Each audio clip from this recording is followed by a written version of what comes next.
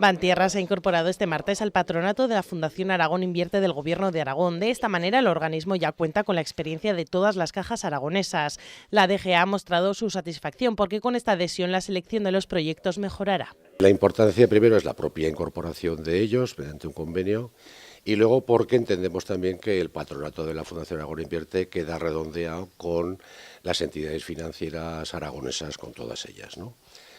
Bueno, su aportación será importante naturalmente por su conocimiento de la comunidad, por su propio trabajo financiero que hacen. Con esta incorporación, la Caja Rural de Aragón apoya en un proyecto más al Ejecutivo. Consideran esta iniciativa muy importante porque los jóvenes son el futuro a corto y medio plazo de Aragón. Era importante no estar ajeno a esta iniciativa del Gobierno de Aragón con los jóvenes emprendedores. Creemos que es importante, entre otras cosas, estar cerca de ellos, apoyarlos y sobre todo darles un acompañamiento que es lo que necesitan el primer trabajo que ellos van a realizar de empresas. Nosotros ya en otros casos hemos estado acompañando al Gobierno de Aragón en otras ayudas, en otros apoyos. El objetivo de la Fundación Aragón Invierte es apoyar a los emprendedores en su nueva andadura. Para ello asesoran a través de la promoción de la cultura emprendedora, fomentando la creación y consolidación de empresas.